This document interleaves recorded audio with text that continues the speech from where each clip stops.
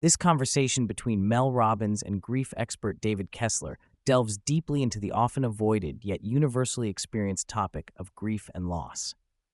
Drawing on David's personal tragedy, the death of his son, and his decades of professional experience, they explore the complexities of grieving, the differences in grief styles, how grief manifests unpredictably, and practical ways to support oneself and others through grief. The discussion also addresses anticipatory grief, compounded grief, guilt, anger, denial, and the importance of finding meaning after loss. David Kessler emphasizes that fully engaging with grief can ultimately lead to a richer, fuller life. Rather than merely enduring loss as subtraction, grief expands our capacity for not only pain, but also joy, laughter, and love. Through grieving deeply and authentically, we eventually remember our loved ones with more love than pain. This process is not linear and varies dramatically from person to person. Grief has a long shadow, and healing requires patience and self-compassion.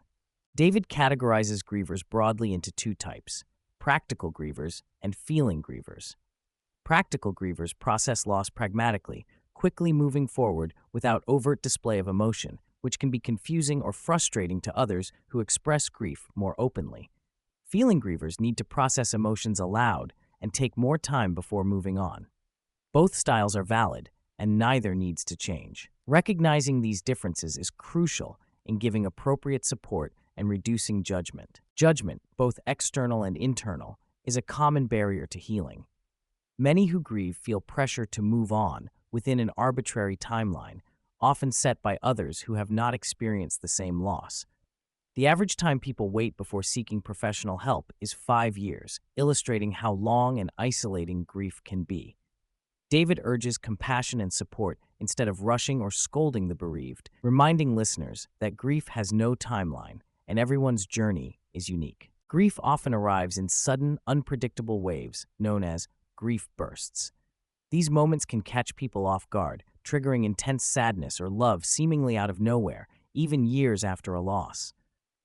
David points out that these bursts are a normal part of grief's fluctuating nature and should be expected and accepted rather than feared.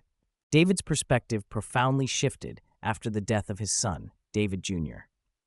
Though a longtime grief expert, he experienced firsthand the overwhelming and all-consuming nature of loss. This personal tragedy deepened his understanding of grief, underscoring the importance of reaching out for support, the realness of feeling stuck, and the power of listening without judgment. Denial and numbness are reframed as protective mechanisms that help individuals pace their emotional pain. These responses are the psyche's way of ensuring survival, making it possible to handle grief gradually rather than collapsing under its weight all at once. David encourages trusting this natural process and allowing people to be in their denial without shame or pressure. David challenges the notion that grief itself holds inherent meaning or that the loss has a reason. Instead, meaning arises afterward, after excavating the deep pain. It is found in how individuals choose to live and love beyond their loss. Meaning can be discovered in small everyday moments, rituals, or deeper connections with remaining loved ones. This search for meaning is a personal and ongoing journey, not a mandate or quick fix. Acceptance is not a singular, one-time event, but a repeated, evolving process. For most, acceptance means acknowledging the reality of loss without necessarily liking it or being at peace with it. Freedom and healing come from living in reality as it is, rather than resisting it with denial or anger. This ongoing acceptance enables gradual movement through grief, even when the loss has fundamentally altered life's trajectory. Grief must be witnessed to move through it. Sitting fully present with someone in their grief, without trying to fix or change them, is one of the most powerful supports a person can receive. David emphasizes the healing power of presence and listening, pointing out that no words or interventions are needed, just compassionate companionship. Guilt frequently accompanies grief, often because the mind prefers guilt to feeling helpless. The fixation on what-if scenarios can create false hopes for control or create blame. David suggests allowing these what-ifs to be expressed fully, then reframing with even-if statements to acknowledge the reality that some outcomes were beyond control.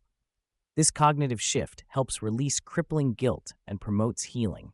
The key to helping someone in grief is consistent presence, showing up at meaningful intervals, such as 3 days, 3 weeks, and 3 months after loss, and offering concrete assistance like food or errands is more helpful than waiting to be asked. Asking "what do you need" can be overwhelming or unanswerable for someone who is grieving, so anticipating needs and providing practical support is vital. Milestones such as birthdays, anniversaries, and holidays remain difficult after a loss. How to approach these events is deeply personal. Some may prefer silence, others commemoration with rituals like cakes or gatherings. David encourages honoring emotions as they arise and not forcing oneself to move past the sadness quickly. For those grieving long-term partners or facing loss later in life, the transition from "we" to "I" can feel particularly brutal. The feeling that one's best years are behind them is common but not necessarily true. Grieving the past relationship and simultaneously discovering new ways to live and find meaning is an essential, albeit challenging, part of healing. Items like clothing or personal belongings can be difficult to part with.